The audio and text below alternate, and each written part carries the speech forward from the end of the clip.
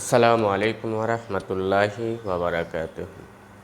প্রিয় দাখিল পরীক্ষার্থীবৃন্দ, আশা করি তোমরা সবাই ভালো আছো। আমি আজকে তোমাদের জন্য হাদিস শরীফকে নিয়ে হাজির হয়েছি। হাদিস শরীফের যে সমস্ত গুরুত্বপূর্ণ হাদিস তোমাদের জন্য খুবই ইম্পর্টেন্ট, যেখান থেকে আসার সম্ভাবনা খুবই বেশি, সেই হাদিসগুলো আমরা এখানে তুলে ধরার চেষ্টা করব।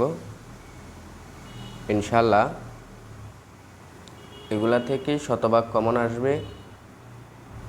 এছাড়াও আমাদের ডু অর ডাই যেই সাজেশনটা থাকবে, সেটাতে এখানে যে যতগুলো হাদিস দেওয়া হয়েছে তার অর্ধেক হয়ে যাবে। অর্থাৎ আমরা ডু অর ডাইটা এমনভাবে তৈরি করছি যেন সবাই খুব অল্প সময়ের মধ্যেই শেষ করতে পারে। তো ডু অর ডাই আমাদের সাজেশনটা কিন্তু আমরা এই একদম মানি ব্যাক গ্যারান্টি যেটাকে বলা হয়,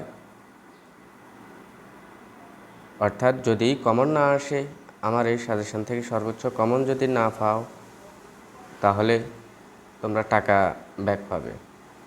তো সুতরাং তোমরা তার আর এদিক সেদিক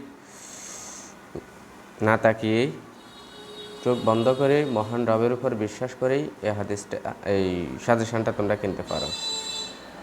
তো এখানেই হাদিসটা হচ্ছে, যে হাদিসগুলো নিয়ে আসলাম সেগুলো হচ্ছে যে 2, 5,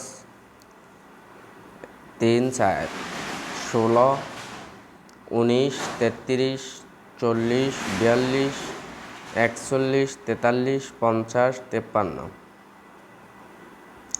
68, 69, 73, 76, 80,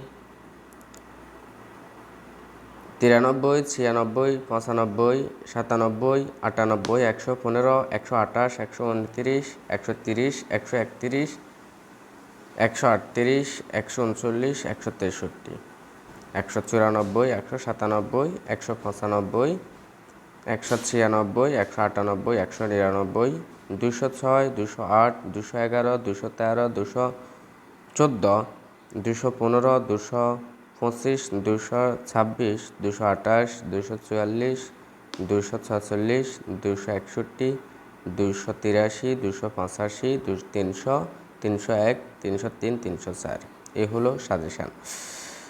এখানে যোগ চিহ্ন দিয়ে দেওয়ার উদ্দেশ্য হচ্ছে যে তোমরা ভালো করেই বুঝতেছ যে তোমরা নবম দশম শ্রেণীতে যে পরীক্ষাগুলো দিয়েছ, তোমরা নিজেরাই জানো যে একটা হাদিস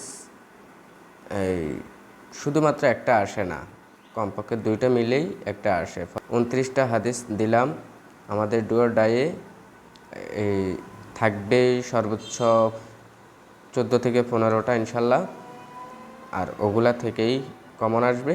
এখন একটু বাড়িয়ে দেওয়ার মূল উদ্দেশ্য হচ্ছে যে আগ থেকে যেন ভালো প্রস্তুতি থাকে, এজন্য। তো হাদিস পরিচিত উসুলে হাদিস অংশের থেকে আমরা নিলাম হাদিসের আবিধানিক ও পারিভাষিক অর্থ, হাদিস সুন্নাত আসারের পার্থক্য বর্ণনা, সনদের ভিত্তিতে হাদিসের প্রকারভেদ বর্ণনা, হাদিস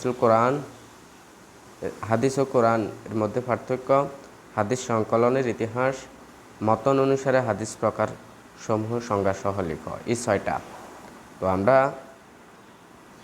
ডু অর ডাইয়ে সর্বোচ্চ 3 থেকে 4টা রাখবো, এর বেশি রাখবো না। আশা করি তোমরা বুঝতে পেরেছ। সবাই ভালো থাকো। এই সবার উপকার হওয়ার জন্যই যে সাজেশন যেন সবাই পায়, সেই জন্য তোমরা ভিডিওটা শেয়ার করো আর পাশে থাকো। ইনশাআল্লাহুল আজিজ ভালো কিছু হবে। আসসালামু আলাইকুম।